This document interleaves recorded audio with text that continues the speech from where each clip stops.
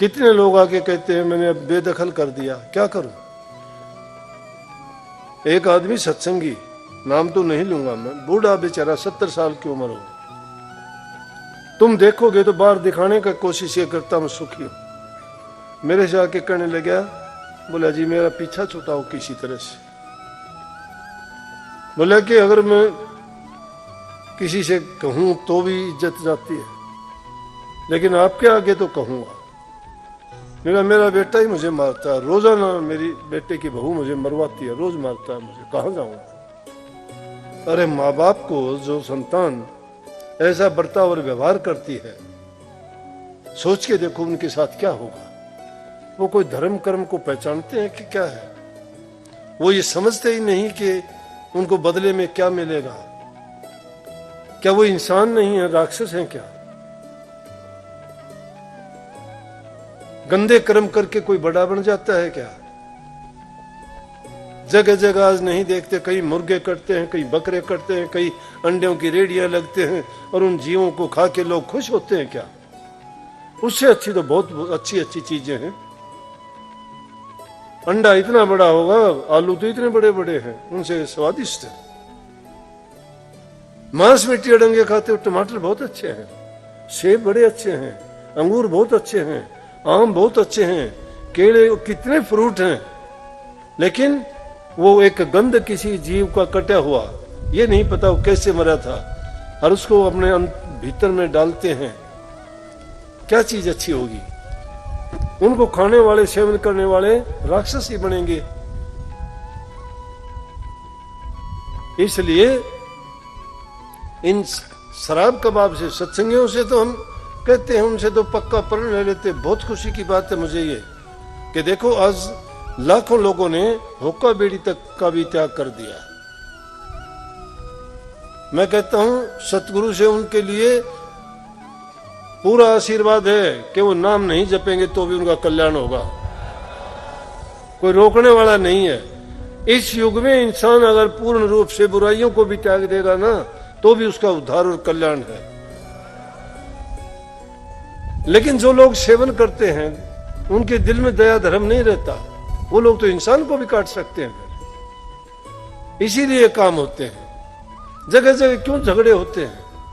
इंसान इंसान को मारता है, पशु भी बहुत कम करता है, अरे दूसरे जीव जंतु भी ये काम तो बहुत कम करते हैं। आपस में हो जाते होंगे, लेकिन इंसान की तरह नहीं। इंसान का चोला मिला था, किस काम के लिए कर बैठा क्या काम, इसलिए जीव समझ नहीं पाया।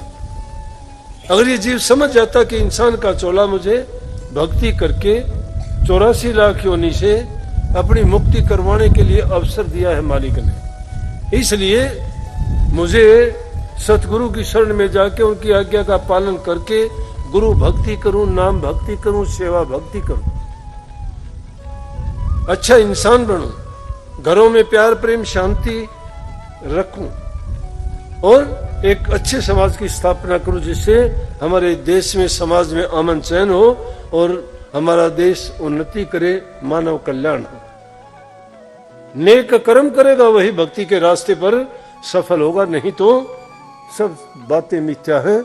इसलिए भाई सबको ये आशीर्वाद है, अच्छा करो, लेकिन अपनी संतान की तरफ गौर जरूर करो। ये सबसे पहला काम है, नहीं तो तुम्हारी शांति भंग हो जाएगी, तुम्हें भक्ति नहीं करने देंगे। और उनको सही रास्ते पे रखोगे तो वो भी नेक इंसान बनेंगे, उनका जीवन भी सफल होगा, और उसके साथ साथ आपको भी एक जीव सुधारने के लिए बहुत सा पुण्य प्राप्त होगा।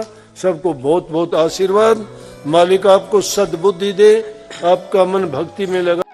मनुष्य का जन्म सबसे ऊंचा है, लेकिन मनुष्य की योनि पाके ये जीव शुभ कर्म नहीं करता, नेक कर्म नहीं करता, ये प्रभु की भक्ति नहीं करता, अपने जीवन को नहीं संवारता, किसी के लिए नेकी करके नहीं जाता, और दूसरे जीवों की भांति ये भी इस योनि को यूं ही बर्बाद करके चला जाता है, तो बेकार है। तो इसको चाहिए कि गुरु की शरण में जाए, दुनियादारी के काम जैसे भी हैं करें, लेकिन प्रभु से मिलने का रास्ता या इसे जन्म मरण से मुक्त होने का रास्ता बिना गुरु के इसको कहीं नहीं मिलता। और ये विधान है कि जब गुरु की शरण में जाएगा, गुरु उसको भक्ति करने का तरीका बताएगा, उसको निषिद्ध काम करने से मना करेगा कि ऐसे काम करने से तुझे दुख होगा, तुझे पाप लगेगा, तुझे वो पाप कर्म भोगने पड़ेंगे और उन भोगने के कारण आपको मंदी चंगी योनियां भोगनी पड़ेंगी। इसलिए गुरु की शरण में जाओगे तो गुरु आपको उस भेद को समझा देगा, बता देगा। इसलिए गुरु की शरण लेके उनकी आज्ञा का पालन करते हुए और उनके बताए रास्ते पर ये जीव चले तो कल्याण हो। बिना गुरु के जीव का कल्याण नहीं है। दूसरी योनियों में तो एक मजबूरी है कि उनको कोई ज्ञान देने वाला, समझाने वाला, बताने वाला गुरु नहीं है, ना उनके लिए कोई ऐसा और दूसरा उपाय है कि जिसको करके उनको ये समझ आए कि वो किस प्रकार से इस जन्म मरण के फंदे से बचे और छूटें।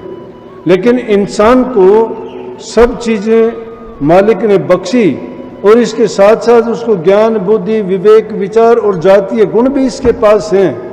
लेकिन वो सारी चीजें चाहे इसके पास हों, सारी चीजें होते हुए भी उन चीजों को हरकत देने वाला, उनको समझाने वाला, उनके ऊपर से पर्दा उठाने वाला जब तक नहीं मिलता है और वो ज्ञान का रास्ता नहीं दिखाता है, तब तक ये जीव अंधेरे में रहता है। इसीलिए क्यों कहते हैं कि गुरु ज्ञान दे देता है। ज्ञान का मतलब गुरु वो प्रकाश देता है, समझ देता है कि जिसके कारण उसको भले बुरे का, पाप पुण्य का और परमार्थ और स्वार्थ का सब पता लगता है। बिना गुरु के ये ज्ञान नहीं हो सकता। इसलिए गुरु की शरण, क्यों कहीं शास्त्रों में जहां कहीं देखोगे कहते हैं गुरु बिन माला फेरते, गुरु बिन देते दान, गुरु बिन दान हराम है, जा देखो वेद पुराण।